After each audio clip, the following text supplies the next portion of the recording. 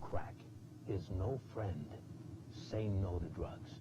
Charlie Gibson blushes when he reads his mail. He's warm. A winner. Say good morning to a winning team. Charlie Gibson and Joan London. Weekdays on Good Morning America. It's a case of supply and demand. Demand skill, 33 of the world's best drivers. Demand speed, sleek machines hurtling over 200 miles per hour. 10, Philadelphia.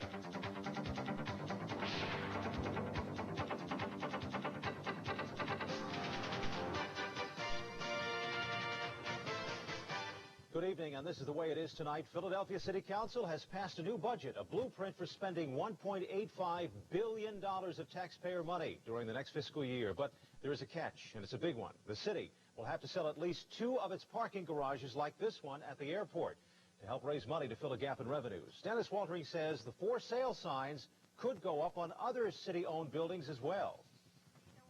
The city's proposed budget for fiscal 88 was short $65 million.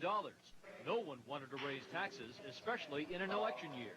I don't think we ever want to raise taxes. Most people say that they cannot afford it. You know, we talked about a real estate increase last year. People were calling in literally crying. So, City Council has approved a budget that balances the books on the back of the Parking Authority, raising about $15 million through an amnesty program to lure scofflaws to pay overdue parking tickets, and raising the rest by selling city-owned garages. And we will only sell so many parking garages as are necessary to meet the $65 million. But the Parking Authority says a number of obstacles stand in the way of selling the city garages. Debts to be paid, commitments to leases, and this garage at 2nd and Sansom is on federal land, would probably require federal permission to sell.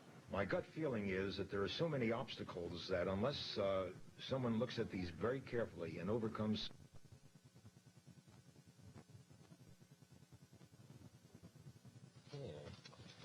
We're having some problems with that, and we'll hope to get the rest of that story a little later. Enough. Meanwhile, New Jersey has a new resident for death row, a convicted cop killer. It was August 2 years ago when New Jersey State Trooper Albert Mallen was shot to death during a drug raid on this house in Westville.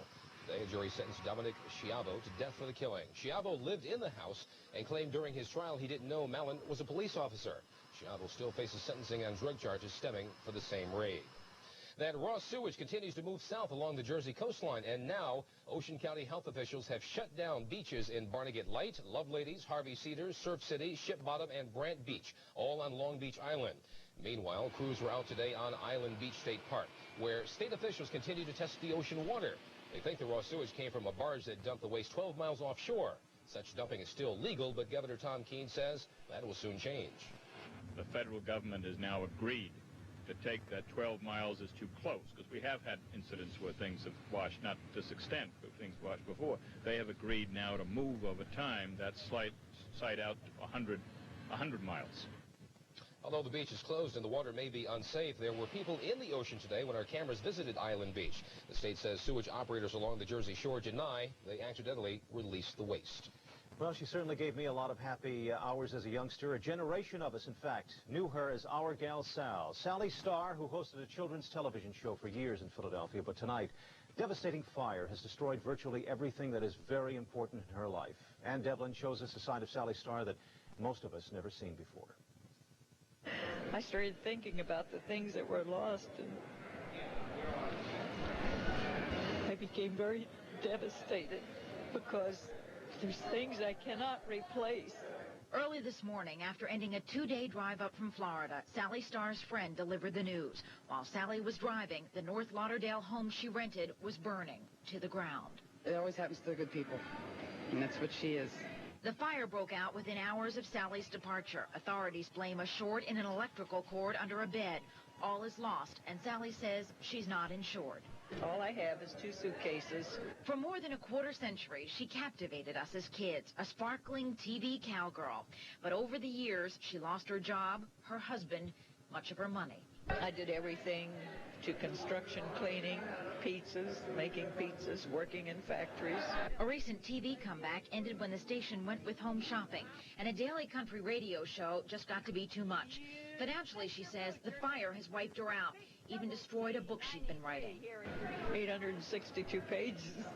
Took me almost 14 years to complete. A friend paid for her plane ticket today so she could fly back to Florida before returning for a personal appearance here on Saturday. Our gal Sal now. It's a hurting girl, let me tell you. Well, one of the U.S. congressmen investigating the deadly attack of the USS Stark says the Iraqi pilot who hit the Stark with 2 missiles says he did not hear any radioed warnings from the ship before he fired. Now, the investigators say a single plane carrying 1 Exocet missile under each wing carried out the attack, which killed 37 sailors. Navy officials also say tonight the ship's anti-missile defense system had been repaired a day or 2 before the attack occurred. Well, a big game for the Philadelphia Flyers at the Spectrum tonight. It's Game 6 of the Stanley Cup Championship Series. Now, the Flyers managed to stay alive in the best-of-7 series Tuesday night in Edmonton by overcoming a 3-1 deficit and beating the Oilers by a score of 4-3. But Edmonton still leads the series 3-2. So again, the Flyers have their backs to the wall, but this time on home ice. We have a report from Chris Long on Flyers fever. I'm very nervous, real naughty inside. Bill Hannigan owns 25 Flyers season tickets. He goes to every home game, and yes, he wears black and orange on game day. He wears a Flyers tie pin. He wears a Flyers ring. They have a lot of heart, and I mean other than Gene Hart, too. It's, and you never played hockey in your life, did you? No, I did not. Hannigan's drugstore is a virtual Flyers shrine. Derek Doherty works for Bill Hannigan. Are you really a big fan, or are you just trying to please the boss? No, everybody kind of hops. Come on now. No, everybody hops on the bandwagon eventually. It's exciting. And you know who really loves the Flyers? Bar owners love the Flyers. Now, this bar is practically vacant right now, but remember, I'm on videotape. It's only 10:30 in the morning right now.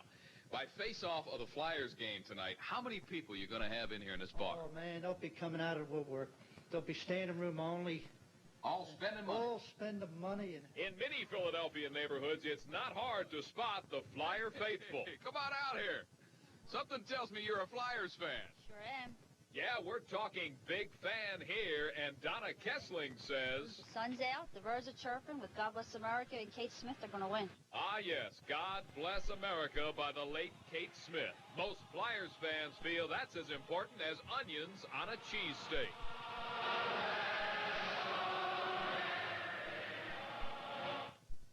Well, let's hope. It is a must-win game for the Philadelphia Flyers, and Al Meltzer right now takes a look at the matchup. Philadelphia versus Edmonton. Don't pray tomorrow. That was 2 nights ago when the Flyers rained on the Oilers' parade. People in Edmonton all ready to celebrate. 2-goal leads twice, but the Flyers came back. At the skate today, they talked about the Oilers coming at them. I think they're upset. I think they're mad. I think they're going to be really mad tonight to play, and I don't think they're like upset and have their heads down. I think they're going to be playing harder, and they're going to want it harder, and that's the thing. We're going to have to put it make it a notch higher tonight, or we're going to be blown out. That's the way we feel right now. Well, we're looking at Game 6. We're not thinking Game 7. We're thinking Game 6 right now. The Oilers might have wrapped it in 4. They blew a 3-goal lead. The last game, a 2-goal lead. They're upset. Mad in one sense because we had the upper hand on them and we let them get back in the game, but just a little upset that we got to play Game 6. We've let the Flyers in this series. I'm sure they got all kinds of confidence right now, figuring that they can win the Stanley Cup, and we had them down on the mat, but we got to take it to them, and we're an experienced hockey club, and I think we'll do that. And Channel 10's Joe Pellegrino is standing by live in the Channel 10 newsroom with more on tonight's big matchup. It's a big one, Joe. Gentlemen, are you ready for a parade on Monday? I mean, could you conceive of it a few days ago? Edmonton, no parade, and maybe a parade in Philadelphia? Well, I'm not saying it's going to happen, but it's certainly a possibility. And yet, a few days ago, it seemed like an impossibility. But this Flyers team, I think, right now, has this Edmonton team spooked. Spooked to a point whereby they saw them come back from a 3-goal deficit in the 3rd game, and then to come back from a 2-goal deficit the other night. That, I think, was a little too much even for the Edmonton Oilers to stomach. I think right now what these Flyers are thinking is that they can beat this team. They know they're not as good as the Oilers man for man, but there's an intangible there. They feel that they can actually win a hockey game against the Oilers, and especially here on home ice where they haven't been playing too well, because I think the crowd has come to the point whereby it is giving them an extra added boost. Forget the fact they've had to play 25 playoff games. They are not thinking about being fatigued. They are now thinking 2 more games, and maybe, just maybe, the Stanley Cup. We'll see what happens tonight. Well, it's like one of the Flyers said just previous to you. He says their intensity level has to be go up one notch, I guess. How about 7 notches? They'll need it. Let's be optimistic about it. Let's prepare for Monday's parade. Thanks, Joe. And coming up on the Channel 10 News, tonight's Health Watch. For women who have had stillbirths, now there is new hope. I'm Sherry Bank with a Health Watch report coming up. Pontiac Alert. Cashback is back. Up to $1,200 cash back, depending on the Pontiac you buy or lease at your Pontiac Pace Setters. Pontiac Alert. $1,000 cash back on any Firebird. $800 cash back on any Bonneville or Pontiac 6000. $500 cash back on any Grand Am, Sunbird, or Fiero. Pontiac Alert. Or buy with special GMAC financing as low as 3.9%. You must act by May 31st, so be on the alert. See your Pontiac Pace Setters today. Come on in and pick up the party starter. Kentucky Fried Chicken's got the start of something good. A really low price on some really great food. With 12 juicy pieces, how can you lose? Make any day a party, anytime you choose. The party starter, 12 tasty pieces of chicken for only $7.99. But hurry, this offer ends soon. Now Kentucky Fried Chicken's got the start of something good. There's just nothing like the great outdoors. It's a corner of America, a picture from our past. It's quiet towns and rolling hills where time slows down at last. The spirit of Massachusetts is the spirit of America. The spirit of the red, white, and blue. The spirit of Massachusetts is the spirit of America. The spirit that we want to share with you. For your free Massachusetts vacation kit, call 1-800-624-MASS. The time has come for the Nissan Spring Showdown. Get hot deals on tough hard-body trucks with more standard horsepower than Toyota, Mazda, Ford, or Chevy. And now factory incentives can save you up to $900. Or get the sensational new Nissan van or the 4x4 of the year, the Pathfinder. But don't wait, because after June 1st, these showdown deals are gonna hit the trail. Get to the Spring Showdown now at your nearby first-class Nissan dealer. There's probably no greater tragedy than having a stillborn child. It's a psychologically devastating thing to happen. And sometimes women who have one stillbirth will go on to have another one as well. But tonight on the Health Watch, medical reporter Sherry Bank tells us about a new therapy that is now helping some of these women deliver healthy, normal babies. 2 weeks old, and Christopher Letty is still a miracle to his parents. Kate Velez Letty and her husband Jim never thought they'd have a baby. They had suffered through a miscarriage, then had a stillborn child. It's very difficult to lose a baby, and I think for my husband and I, it was probably the most painful experience we ever had. Doctors determined Kate's stillbirth was caused by a problem in the placenta. Dr. Ronald Labrizzi says blood clots can cause the placenta and eventually the baby to die. The main problem with these women is that small blood clots can occlude the vessels in the uterus and not allow blood to be able to support the placenta. So Dr. Labrizzi had Kate give herself daily injections of this drug called heparin. It's a blood thinner. The heparin thins out the mother's blood so that it makes it easier for that blood to go through the small vessels to allow nutrients to pass through to the placenta. The doctor says heparin is not dangerous to the baby, but it can cause some problems in the mother. So far, though, there have been no major complications here at Pennsylvania Hospital, where doctors have treated 17 women, and 16 of them have had successful pregnancies. To be able to see couples who work very hard at their pregnancies achieve a successful outcome after the tragedies that they've had is very rewarding psychologically. Did you ever think that you would have a healthy baby like this, Kate? No, I really didn't. And sometimes I still can't believe it when I look at him and realize that he's mine. Because the discovery of heparin is so new, Kate and Jim realize if they had had their problems even 5 years ago, little Christopher might never have been born. Sherry Bank, Channel 10 News. Still to come tonight, some local high schools are among the best in the nation. Bob Siegel will tell us what makes them stand out above the rest. That's next.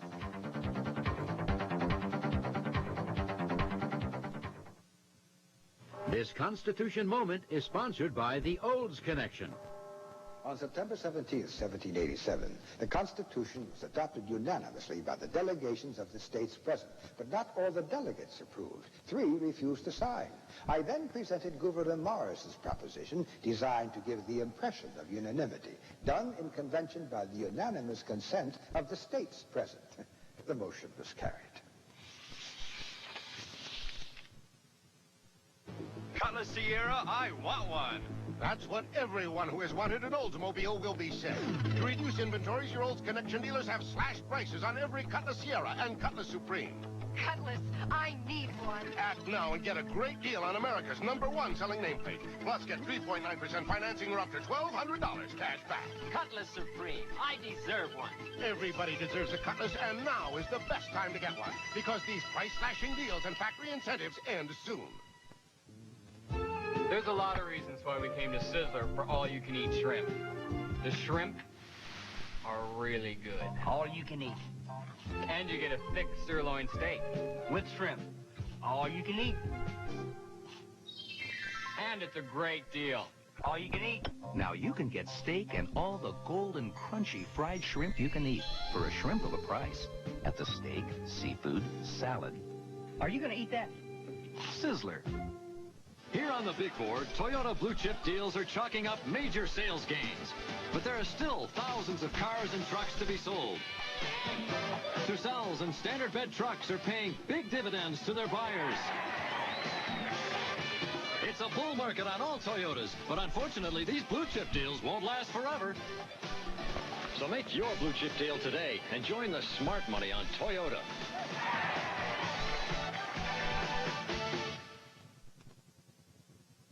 A 13-year-old girl from Pittsburgh is now the nation's spelling bee champ. Stephanie Pettit of Bethel Park, just outside of Pittsburgh, won the National Spelling Bee when she correctly spelled a word that I'm not even going to try to pronounce. Staphylococci, I guess. It's a medical term. Stephanie defeated Rachel Nussbaum of Ithaca, New York, in the final moments of the contest. Eliminated in today's finals were some kids from the Delaware Valley. Wendy Albert, a 14-year-old from West Trenton. Eric Braverman, he's 12 years old, from Cherry Hill, New Jersey.